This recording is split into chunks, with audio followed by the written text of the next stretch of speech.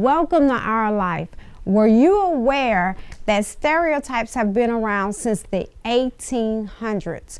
But in 2020, stereotypes are on a totally different level. So how can we change this for women? On today, a day where we have lost a phenomenal Supreme Court judge, Ruth Bader Ginsburg, that stood for women's rights. We're going to explore that option and see if we can pull back a few masks. So when I return, I will be sitting down with 4 amazing women, and we're going to start to peel back the mask on stereotypes and judgments for women. So we'll be right back.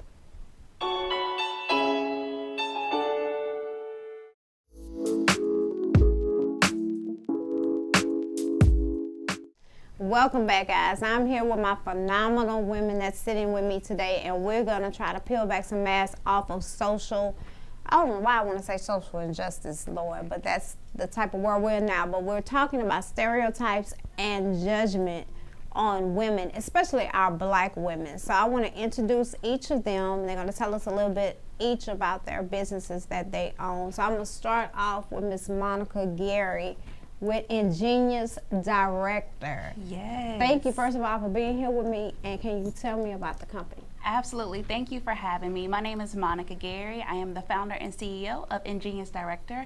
I am a consultant, strategist, and executor.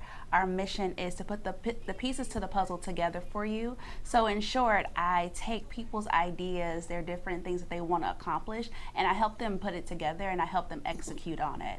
So my range of clients is very different. I take on small projects, big projects, long-term projects. One of my favorite clients, she always has the most far-fetched ideas, and I love it because it's a challenge. We have done virtual conferences, we've done in-person conferences, we've done a hybrid of them, all with not a lot of experience in the market, but it's educated me along the way, and I love what I do. Okay. So now we have Miss Erica. And Erica, you're going to think this is funny? Because it's funny to me. As long as I've been knowing you, I don't know your last name. Jarvis. At all. All I know is Mount Erica J. That's all I know. That's fine. It's Erica Jarvis. Give me the name of your company and tell us about what you do. My company is eVisions Events. I'm the founder and creative director. I organize weddings and events, and I design them as well. Okay. And I've been in business full time. It's going to be 7 years in October. Oh. So pretty exciting. I love what I do. It's my passion. Now I'm taking on different projects. We're kind of mixing fashion with flowers and events. So okay, that sounds good. So I'm gonna go to women. You gotta have that fashion. So I have Miss Imani here with us today, and she is a stylist as well as a model. So tell us about your company. Yes, my company is named Imani Azina Stylings Incorporated after myself. I am a stylist. I'm an MUA. I am a creative director. I put photo shoots together for people and stuff like that. Styling for like music videos and photo shoots and fashion shows, stuff like that. Okay. Yeah. And last but not least, if we are running anything, we have to have the title of boss. And I have no other than the boss lady from Boss Lady Press that is here with us today. So go ahead and just come on with it. My name is Darshelle McAlpine. I am better known as the Boss Lady. I have that title for very specific reasons. If you've worked with me, you know why. I'm the CEO and founder of Boss Lady Press. It is a boutique book publishing house here in Houston, and I help people publish their books. From cradle to grave, whatever it is you need to do related to your book, I help you do it. So I have clients who said, hey, I just have an idea. I coach them through different processes to make sure that they can have a finished product. And I also work with organizations that are looking to use the book, use books to further the mission of the organization. So tell us a little bit about this book. I Am a Black Man. Tell us a little bit. a little So, bit about the I Am book. a Black Man, Ascension of the Kings is an anthology. It is a stories of 8 black men that talk about their experiences as black men. And it actually came to be because of our first compendium, which was I Am a Black Woman. So black women, we are very vocal. We talk about what we experience and what we're going through. And we found out from that that men were really either the catalyst, the impetus, the problem, or the solver in relationships with women, and were the reason that they had their issues. And so we thought that the men should answer back with I Am a Black Man, Ascension of the Kings. And we found out that a lot of our issues are the same. So there really isn't a divide between black men and black women if we start having those conversations. You got my mind. We need to talk. You got my. She has my mind wondering. But we're gonna go ahead and jump into this first. Again, I want to tell each of you thank you for sitting down with me on today. So let's jump into the first segment is stereotypes for women in life. So how big of a part do you think stereotypes and judgment play in bullying and self-esteem? And anybody can answer. With bullying and self-esteem, I feel like the stereotypes come in because if you have, like, I guess, a certain aesthetic, but you don't conform to the stereotype because of how society is, they're going to handle you as if you do, react or respond that way. Especially as a black woman, we all know the stereotypes that black women have, being outspoken and loud and having attitudes or whatever. Just being strong. Right. So many. Being strong and outspoken. And so people treat you as if you're going to be outwardly abrasive on, like, entry. And it's crazy, like, how people get, like, low-key passive-aggressive with you just off muscle when you just, like, walking up, like, no, like, Jill, I'm nice. Anybody else want to ask? So I think we as humans, we are defined by what people tell us we are. So the first person to tell you that you're beautiful or you're not, the person who breathes that into your life, that's how we get our information. That's how we develop. And that starts from a baby. Yeah. What we believe we can do as women, as humans, is defined on what our mother told us we could be. My mom used to say, you can do anything, you can be anything, you can do whatever, you are smart. I might not have had teachers that always said that. And so you're constantly fighting against whether you're getting positive or negative. Now, if you get constantly negative, you're bullied, you're talked about, that's still people telling you who you are. And you embrace that. It is very difficult, and it takes a pulling back to redefine yourself. And it's very difficult to do if you've constantly been told something's wrong with you. Absolutely. I agree. The reinforcements of the standards around us is crucial. So you need to have those positive affirmations, whether it's coming from yourself or from the people around you. And I think the stereotypes that were set, it was a standard. And so anyone who goes outside of that standard, you're looked at in a certain way. But I think if we continue to normalize accepting people for our differences, then we'll be better. But we have to start there. Like, we have to start saying it's okay to be different. It's okay if you want to step outside of the line, or color outside the lines. It's still beautiful because it's your creation. It's who you are. And we need to stand on that, I think. Right. Erica, you have something? I agree. Definitely with what the other ladies said. Just in our community alone, it's either your skin tone, your weight, So I think starting with girls at an early age, even boys too, just letting them know they are beautiful, they are handsome. Yes, you are a little thicker than the other people, but you're okay. You're beautifully and wonderfully made. And that's the main thing I think that's kind of like changing everything in the society today, is that most women are comfortable in their skin, where 10, 15 years it's like, oh no, you're not small enough, or you're not, light enough. So everything is kind of changing, and as women we have to empower one another and just build each other up and let us know, you are beautiful. When someone steps in a room, instead of me just telling Monica, oh, you're beautiful, hey, you're gorgeous too, Darshelle and Imani. So I think that plays a big role too. So why for black women, we are judged not only by other races since the dawn of time, but we're also judged now by our own race as well. I know you just said that things are changing, and things have changed, but to a certain degree. Right. But with us being judged by other races, you would think that our own race wouldn't do us in that way, but it's happening. Right. So how do we get past that? Because I can't sit here. I have to be. Many times I've done the same thing too. Right. We all have. Right. Yeah. That's You know. So is it just something? Is it just something a part of life No. that makes I don't us do think that? so. Why do we do that? We've been in competition with one another. Exactly. And that's crazy. From the beginning of From time. the beginning of time, it's always been like that.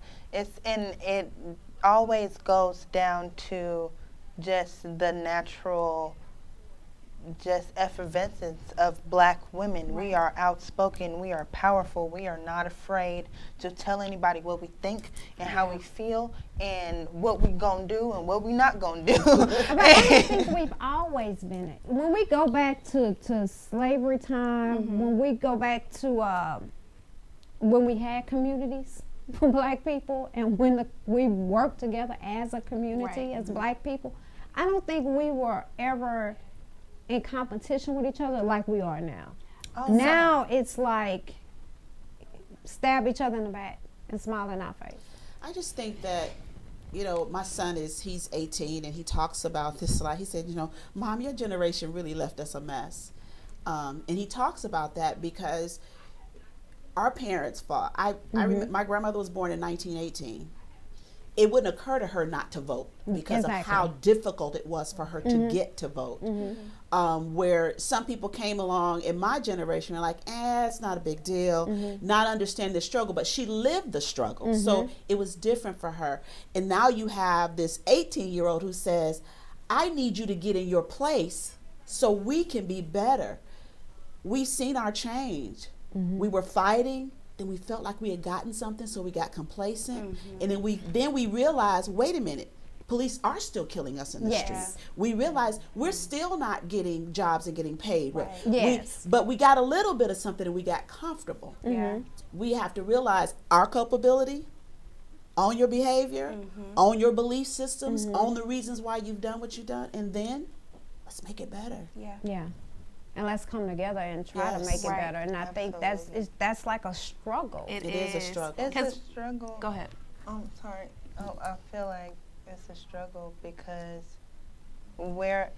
back during that time when we were not allowed to vote, that's just the way society is progressing. There's so many more doors that are opening now for women, but society is still what it is.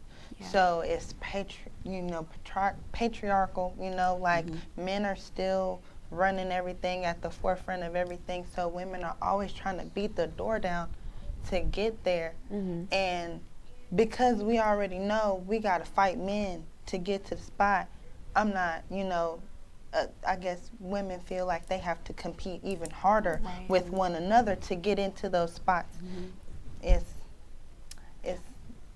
Yeah. We're going to go back to that because we go deeper into this conversation about how we are versus in a man's world, pretty much. And it's rough, especially for us as African American women. You want to say one more thing before I go to a break? I was going to go into the work side of it. So okay, so we'll hold over here because we have a whole So I see they're going to do me like my racism show where I'm going to have to start cutting them off at a time. It all blends together. It does. It's all one. A little bit more. I think, too, it has a lot to do with your upbringing in your household. Did your mom have sisters? Did they get along? Because a lot of the competition starts within families. Right. So, and then that trickles over to when you go to school, then work, so it's like you have women that don't like other women because they've never experienced real love or a woman who was really there for them. And if they said, hey, I'm here for you, I'm your sister, and meant it, Right. So that's like a really, really big issue. Yeah, I feel like we definitely learn more from the things that we witness versus the things that are told to us. So to Erica's point, when we witness women in our family constantly in competition with one another and bringing down one another, that's what we're going to go back and replicate. So we have to be very mindful of what we are putting out and what the younger generation is seeing. Okay, so we're going to take a quick break. We're going to pause right there. We're going to take a quick break. And when we return, we will go into stereotypes for women dating. So this should be interesting what they're going to say. So we'll be right back.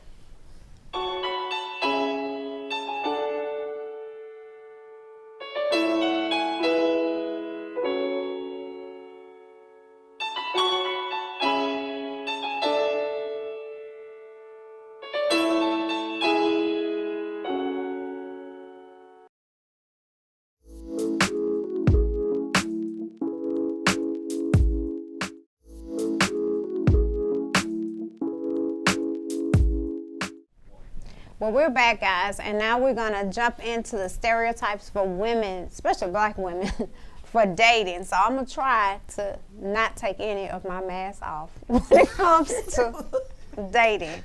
So can you guys tell us why we are looked at differently if we approach a man first? Well, you're looked at. It's, Thank you, Erica. It's kind of sort of like she's desperate, you know.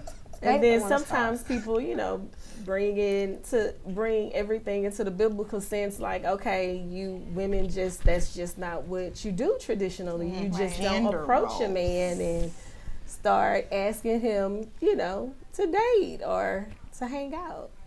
Okay. Which I can understand that because I'm still traditional. Like, with me, you know, we're talking about taking off the mask. Mm-hmm. The reason why I've never approached a man in that regard as far as dating is because I hate rejection. Oh, so it's like, now I'm not going to be rejected. So, yeah, if you want me, you're going to come for me. And that's just it. Okay. Ooh.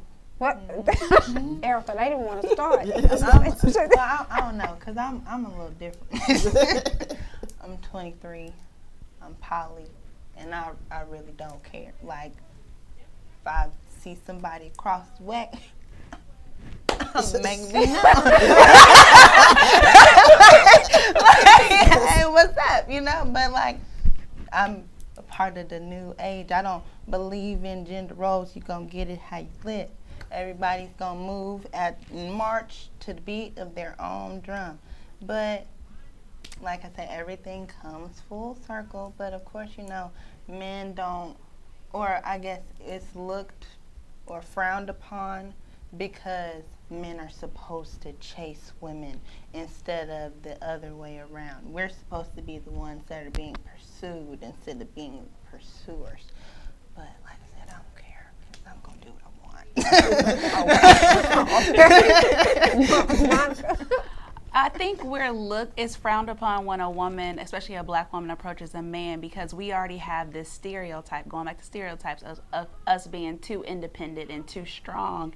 And it's like, well, if you're too independent, then you don't need a man. Mm-hmm. And you don't want to stroke the male ego in the wrong way. So I tend to not approach a man. Like, I'll smile at a man, I'll flirt with him from across the room, but the chances of me going up to walk to you and say, hey, let me buy you a drink, it's slim to none. Now see, I've done that. I will do that. I've had the bartender go to someone and find out what he wants to drink, and men normally are taken aback. They're put off. Like 10 steps. Because we are also known not to buy a man anything. Not even on his birthday. And we're always known if we go to the club, we looking for them to buy us a drink. And my girls. And and the girls. Thank you, Darshell. Because if you don't buy drinks for the whole table, you're not being considered. You're not. So this is one of the stereotypes we get when it comes to men. So I have done that. And it throws them all off. Of course it does. Because it shocks them. But Darshell, what do you have? So I have only approached a man once in my entire life, and I married him. So come on now. See, I needed a story like that. And he is the love of my life. He fell out of heaven. But I think, and this may get a little sticky, but I think that it goes back to sexuality and our sexual desires. Women are expected to suppress their libido, to suppress their sexuality, to push it down so that a man can feel dominant. There isn't duality in relationships. We're not equals. This is his role and it's up here, and this is my role and it's down here. So if I'm doing this and talking to him, I've elevated myself. Because we're supposed to walk behind them as well. Why can't we walk on the side of them? But it's patriarchy, and a lot of it is about religion, what we're taught. God is a man. Jesus Christ is a man. And I don't say that to be offensive. I say it as a lesson. It's what we believe, that men are intrinsically better, and it's not just men that believe that. Right. We believe that, and so we defer to men. There is no reason that we do that other than we were taught it. Right. Yeah. Even when talking about dominance versus submission and alpha versus beta, it's always a woman being submissive to a man. Yeah. Because we're meant to follow and not lead.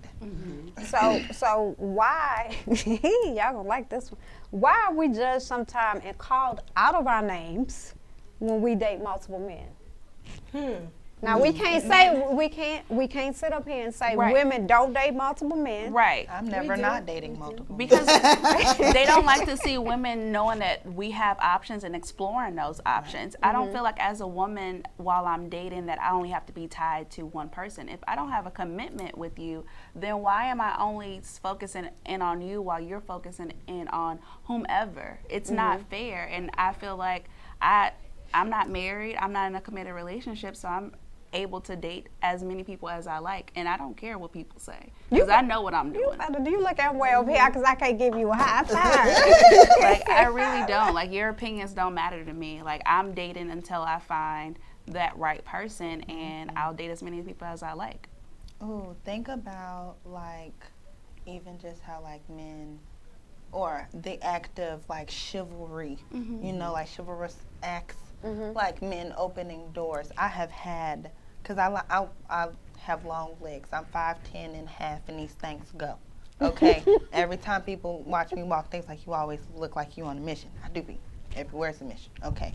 And so, like, I've had guys, like, run up ahead of me to go open my doors. I had a guy that I was dealing with, and he would lock the door so that I couldn't get in, so that he could open my door from the inside, because I walk so fast. And I've had guys pop my hand, like, don't do that. It's always about waiting on a man to do this and do that.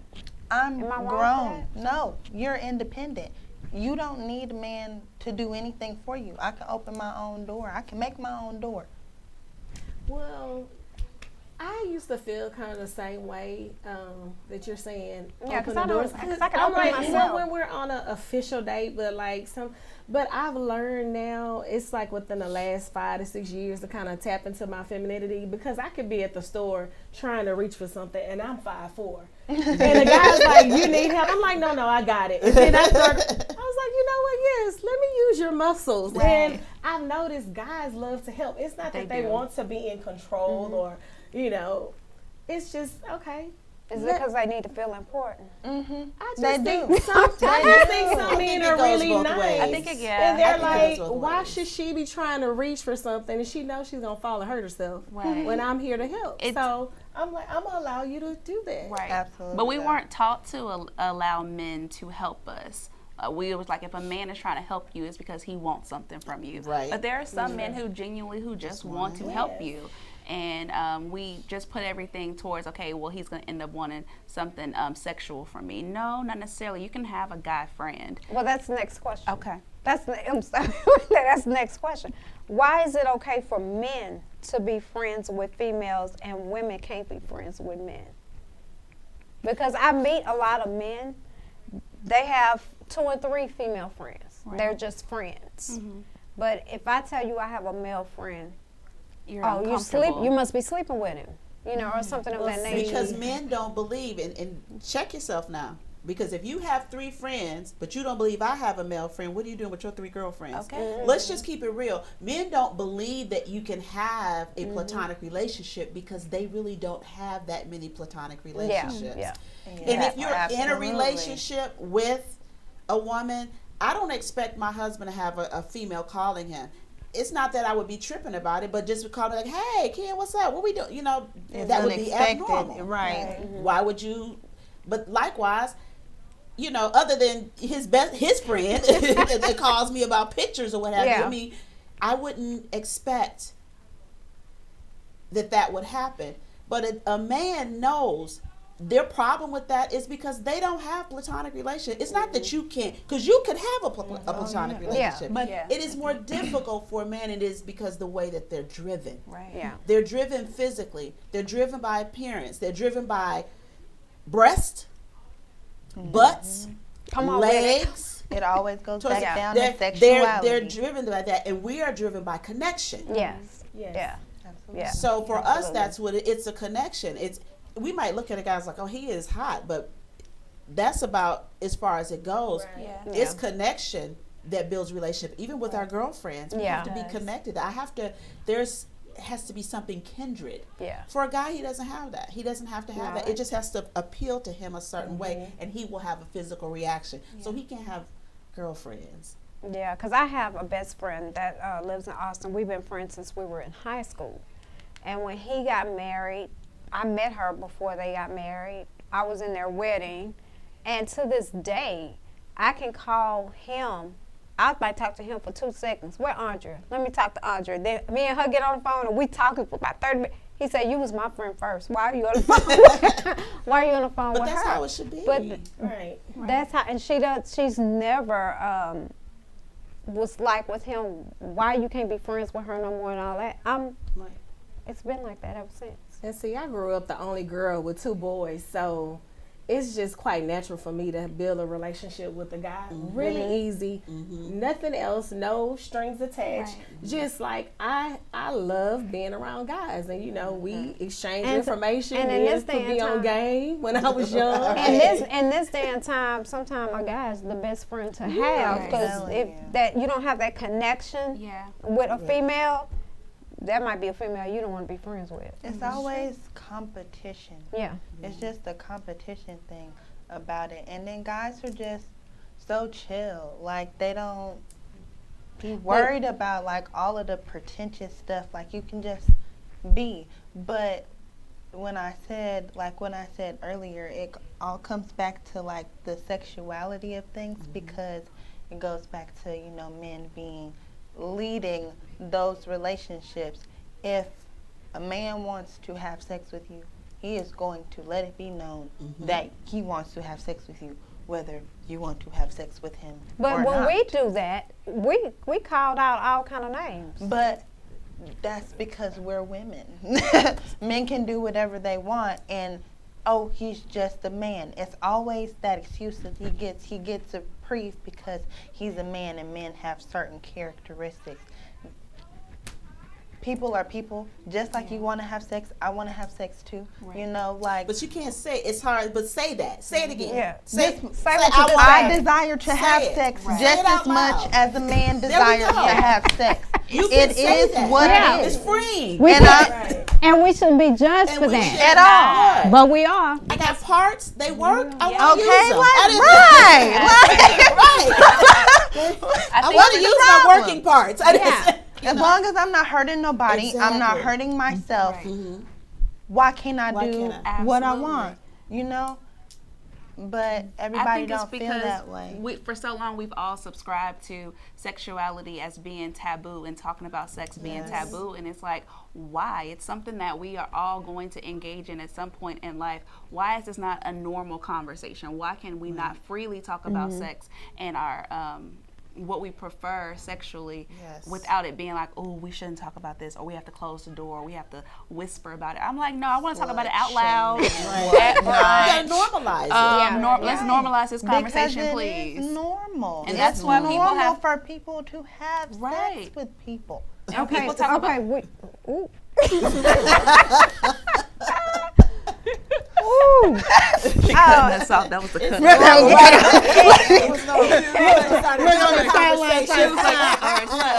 Well, if we have time, we'll come back on this last subject. But we're going to take a quick break, and we're going to try to switch it up a little bit, and we're going to go into business and military for women in the stereotypes and judgments. So we'll be right back.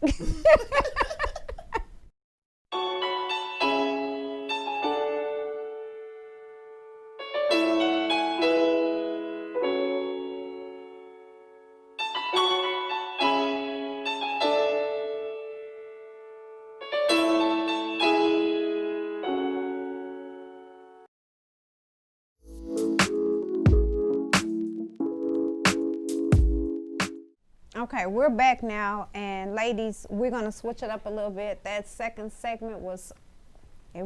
It was real. We might need to come back and do a whole show on just that. But we're gonna talk about business and military for women. Why do you think we have to work extra hard to move up in corporate America, especially as Black women? Have anybody been in the military? Well, I haven't got to the military yet. This is just corporate America. I want to start with before we go in the military. I think it's because we don't play the game as well as we should, for one, and there were quotas that were set, whether it was knowingly or unknowingly, where, okay, we have to have a Black person in this portion of leadership, and that Black person felt, okay, well, I'm here, I'm in this circle, I don't want to tilt the bucket too much, so I'm not going to try to bring somebody else along with me. And we didn't necessarily practice reaching back as good as we should have.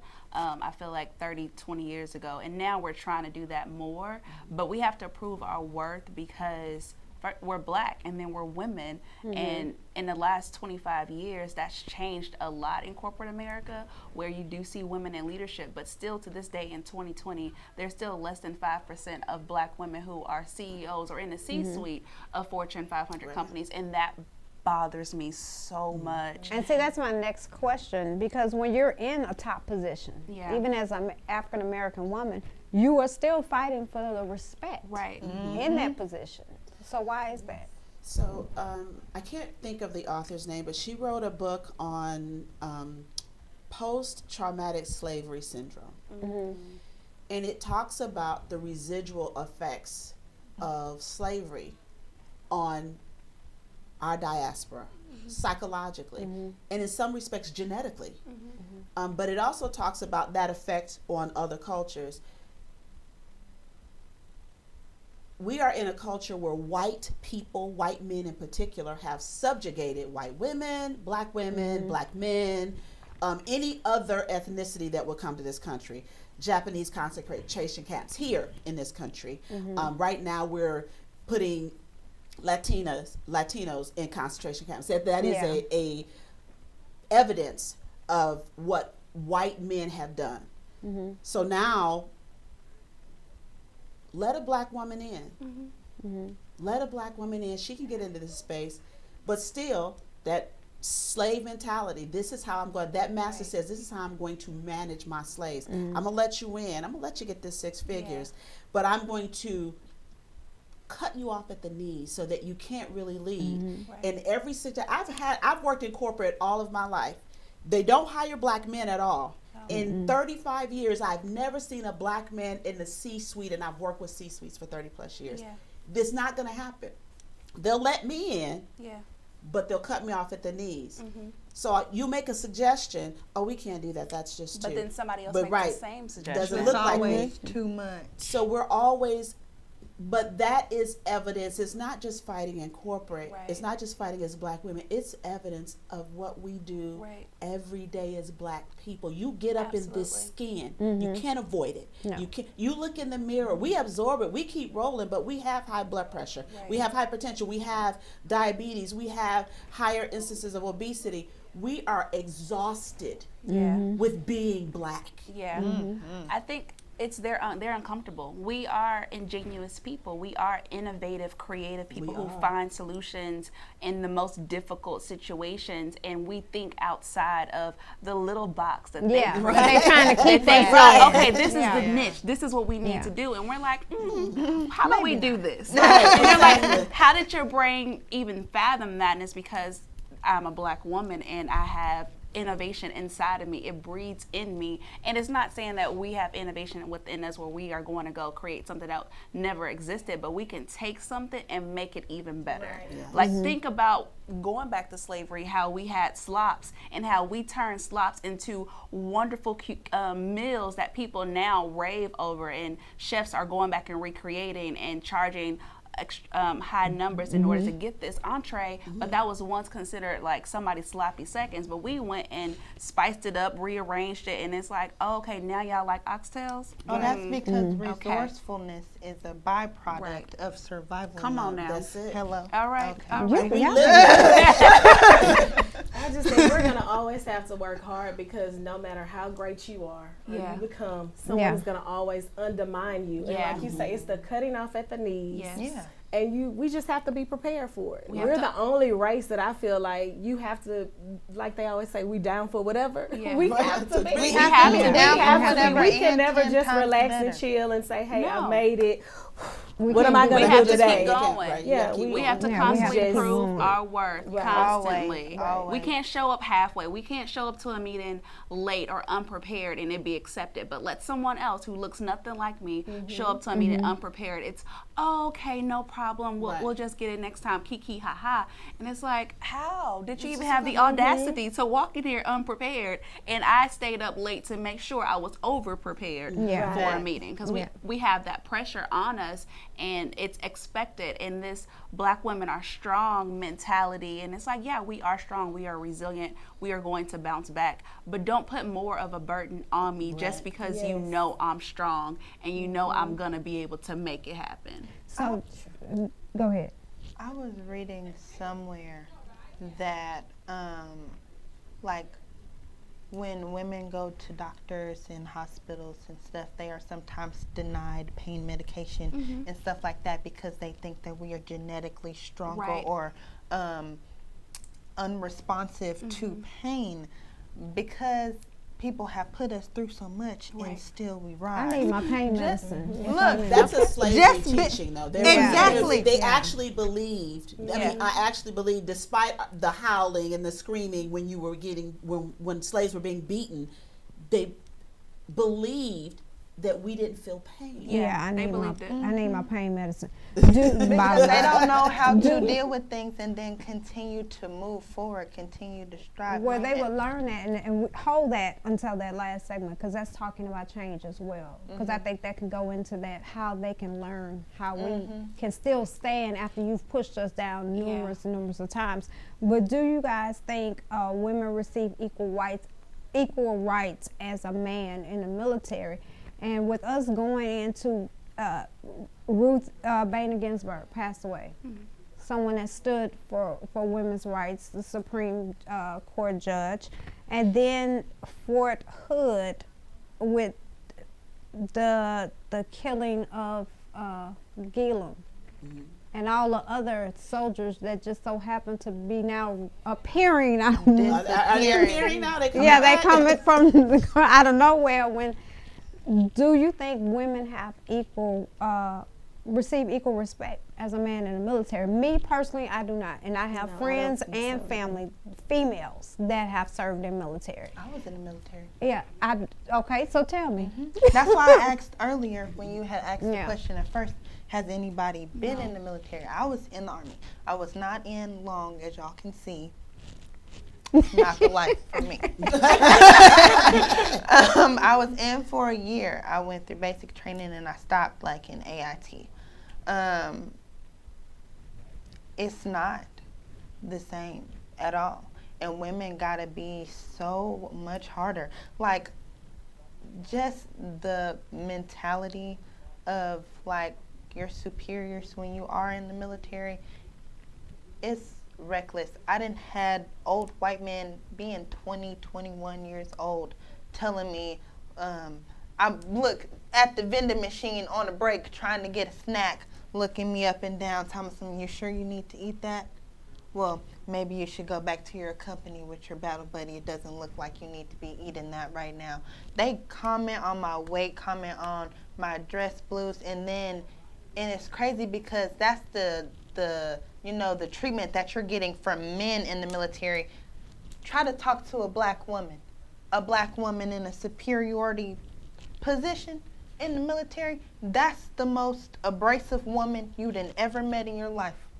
The most abrasive woman you ever met in your life. They're rude, they're disrespectful, they don't care who you are, not even with other black women. The leniency is only shown behind closed doors. I am telling you, I have seen it firsthand. I done had a staff sergeant, I done had a first sergeant, and I done had a captain cuss me out in front of like all of like my fellow soldiers and like other people that were under them but higher than me, cuss me out and then want to talk to me behind closed doors like, girl. It's crazy. So we would safely say that they do not receive equal respect. They don't, and they have to. And it's like they force themselves to be this rough, tough G.I. Jane version so that they can get the respect, but they have to. So I was never mad at it because, like I said, I was there. I saw it. Right. I understood. All my staff sergeants, my first sergeants, they cussed me out, but we was cool because I understand. You feel me? Like I said, you being a black woman, being a woman in a corporate position, in a military position, any position where we have power, it doesn't matter how much power we have. It doesn't matter how prepared we are. It doesn't matter how smart we are. It doesn't matter how beautiful we are. We always have to be 10 times better than anybody doing anything that we're doing. And that's why it's so much competition. That's why it's so much abrasiveness, because we know we have to be 10 times better than anybody to get the recognition we even slightly or almost deserve. So I want to get to this last question before we close out this segment. Why do you think that the pay for men versus women is different? It's patriarchy. Yeah. And they don't think we deserve it. Yeah. It's not even whether or not they think. I think they think we deserve it. Like they they think don't we deserve deserve lower pay than but them. you're a woman, right? Right. It is again how we're viewed. We are viewed lesser than, and again that comes from religion. Yeah. The Bible teaches that we're less Yeah. in certain respects. Yeah, because Paul said, normally, I suffer not a woman to teach. Yeah. If you have a question, don't ask it while we're in the congregation. Go home and ask your husband. Yeah. That's what the Bible says. and normally you do not see, now you're starting to see more women pastors. Right. But you didn't see that. But even that is, there's still a lot of pushback for that. I watched a show the other day where a woman said, I don't think women should vote because we can be hormonal and we might. Oh. That doesn't make, what? Yeah, What do my hormones have to do with these Right. raggedy Oh my God. presidential Right. That's why I'm not voting. Before I wrap up the segment, so we can get into the last segment, any one of y'all want to say anything else quickly on our pay? Because we should be getting, if we're doing the same job that he's doing, I don't care about the color. I think we need to be getting paid the same amount. I think going back to what you touched on earlier, when the system was set up, it was set up to where men had a hefty salary because they were the ones taking care of their households, and women weren't really in the workforce. And so we started to come into the workforce, and we were complacent with the fact, okay, well, I got a job, I have benefits. I don't want to push the scale knowing that my white counterparts who are males are making twice as much as me. I'm just going to accept what I have because I think it's good enough, kind of a thing. And we haven't really pushed that envelope a lot in the last 20 years. We're doing it more so now, but it's going to take consistency. It's going to take allyship. It's going to take people who are advocating on our behalf who look nothing like us behind closed doors and in the public spaces in order for it to happen, because we just accepted it. And we as women, not even just black women, we are uncomfortable having the conversations about pay. So stay right where you are. Okay. Because I want you to bring that into the change, because the last segment is on change. What you want to say? Is it about No, change? I had a question. No. Oh, okay. You got I did because I don't know if I got my facts straight, but were black people allowed to vote before women were allowed to vote? Okay, hold that thought. Don't answer. We're going to pick that up when we come back on the next segment. We're going to pick that, because that's a good question, because I'm thinking. I'm thinking about it. We're going to take a quick break so we can come back into this last segment and see how we can bring some change to stereotypes and judgments. So we'll be right back.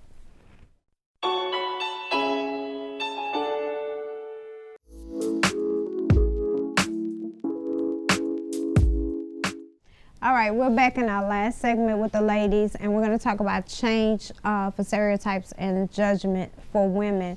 So do you think we will ever be considered equal? And part two of that, equal as black women also.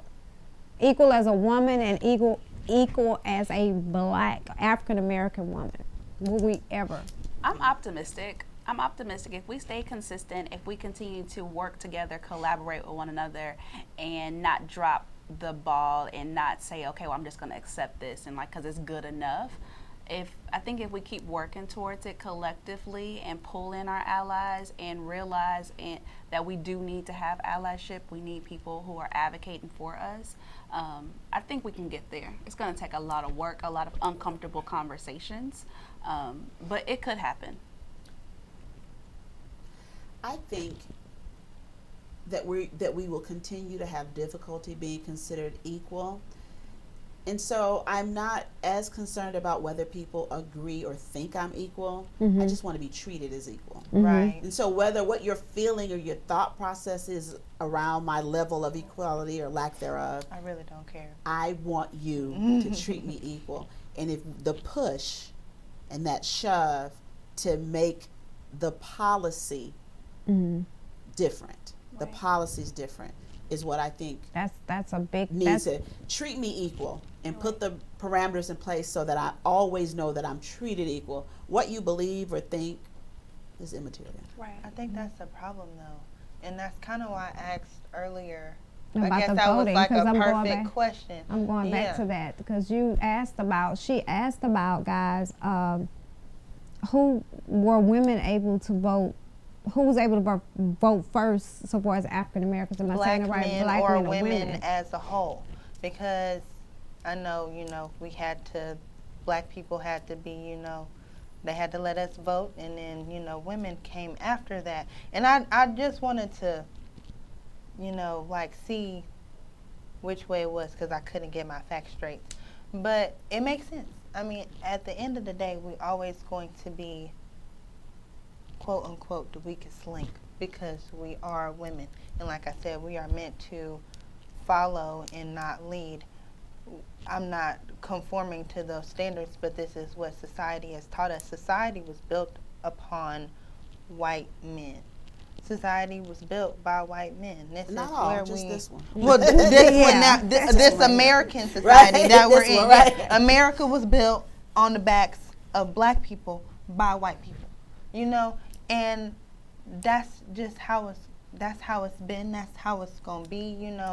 I feel like I'm not sure if there's ever going to be a day where we'll be actually equal. I don't feel like it will be because, like I said, the founders of America are these racist white men that had us in chains. We're not going to be able to get all of them out of our government, and it don't. And I feel like it doesn't matter. Not that it doesn't matter. It's always great for us to have representation. It's great for us to have that voice in there. But I feel like it's always only going to just go so far.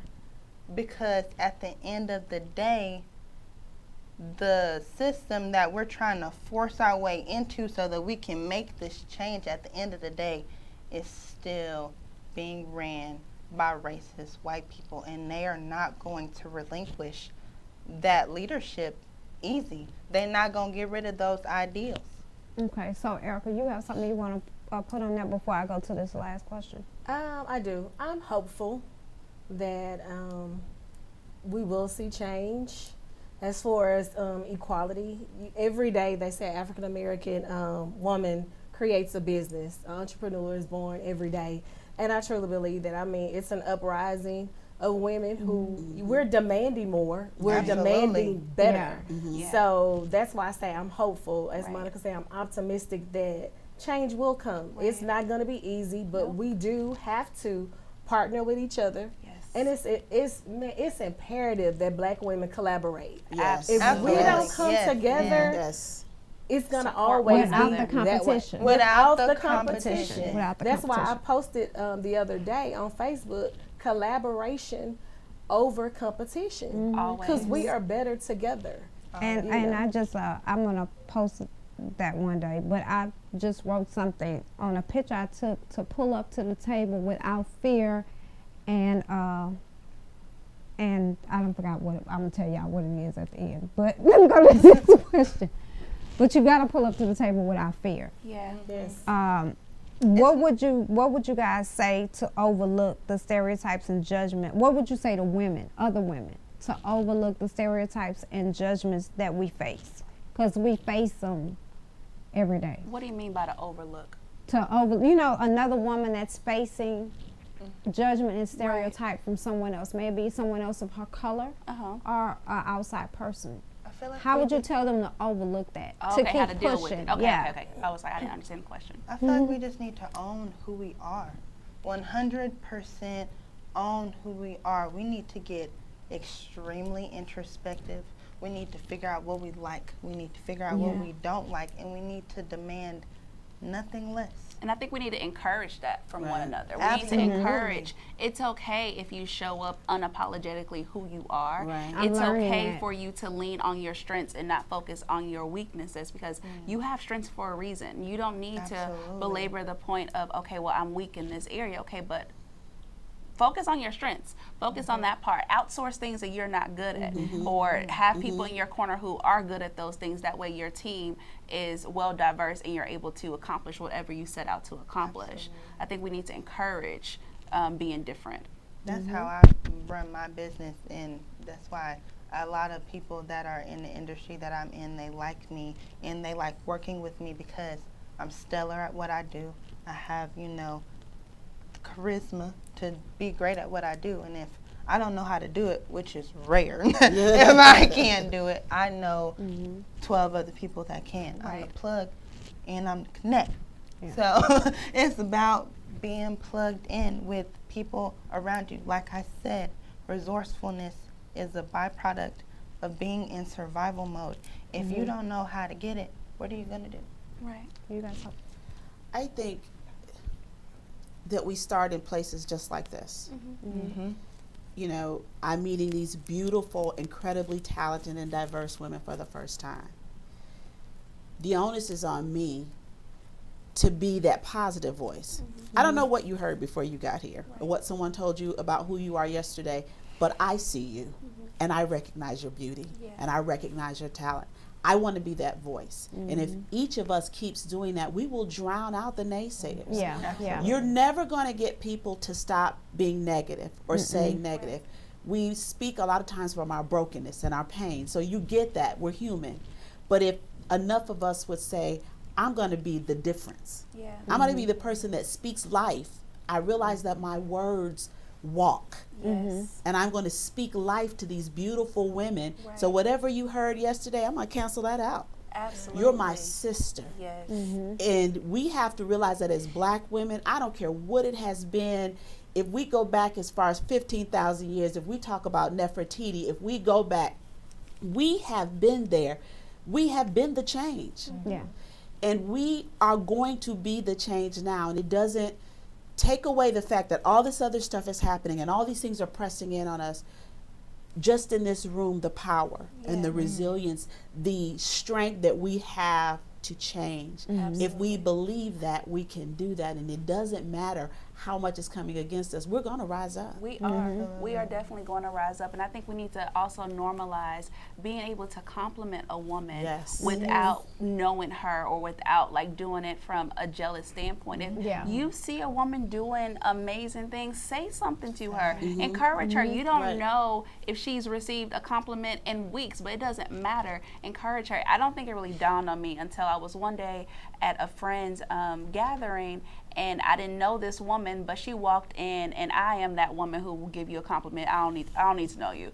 And she walked in like with this real cute, sassy bob, and I was like, I love your hair. Oh my God. Yada, yada, yada. We started a whole conversation, and she was like, you are the only woman I know who would give me a compliment not knowing me. Like, I like you. And I was like, oh, people don't do this? And she was like, no. And I was like, oh my goodness. Now I just give compliments even more because I'm like, okay, maybe you haven't received a compliment in a while. And if they give the compliment, it'll be a half I ain't gonna want to say cuss word, I don't want to say, but it'll be a half I don't know how you do it. That's not a compliment. That's not a compliment. The backhanded compliment. Give real compliments. It's okay to see a beautiful woman and tell her you are gorgeous. Always give a woman her flowers if she deserves them. And it's okay to accept it. Yes. Oh my gosh. That's without a caveat. Yes. You're beautiful. Yeah, my hair's no. Say thank you. You Smile. are gorgeous. Right. You're beautiful.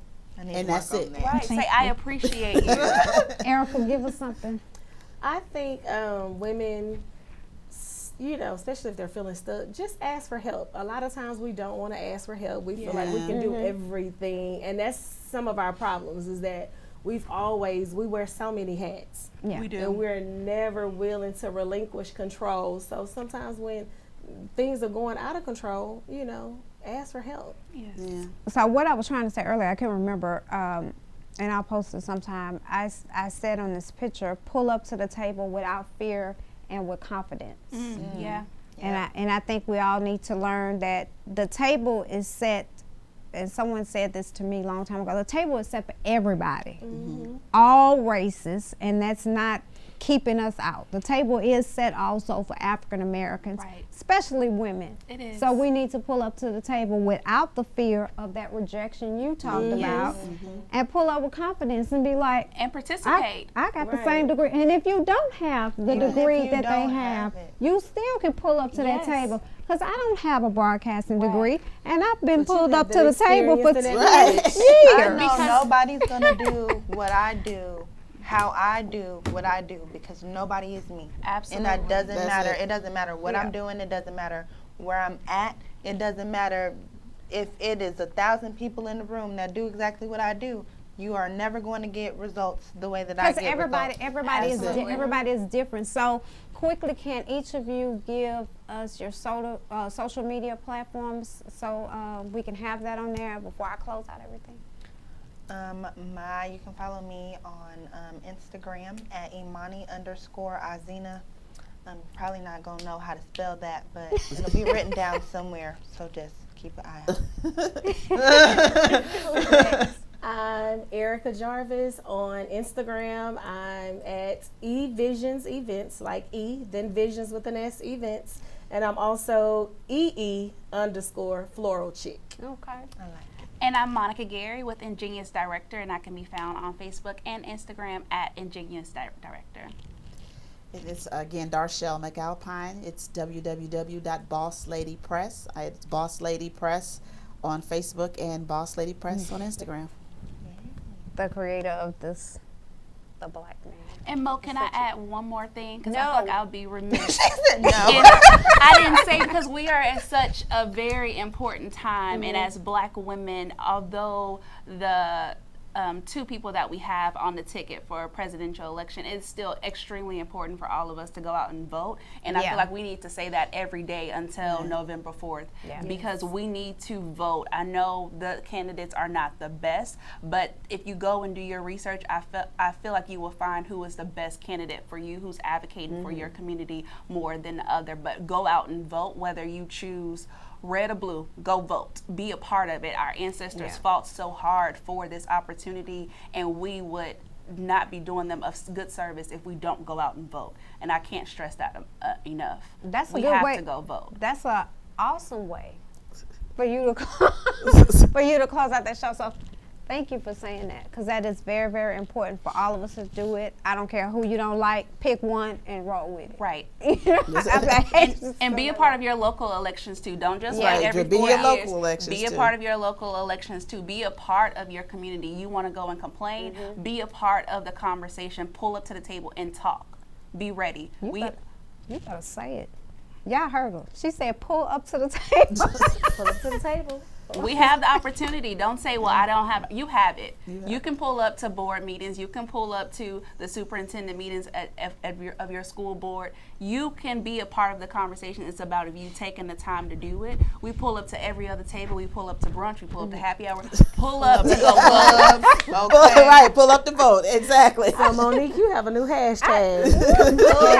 Pull up to the table. Oh my God. Thank you so much for all of you being here with me today. I don't know where to go from there because Monica did that. So I want to thank the ladies for being here today. And I hopefully when you guys see this, you'll get something from Stereotypes and Judgment on women and the things we deal with as women.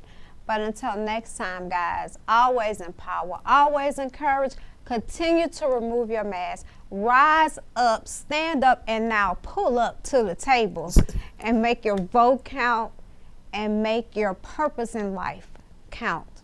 See you guys later.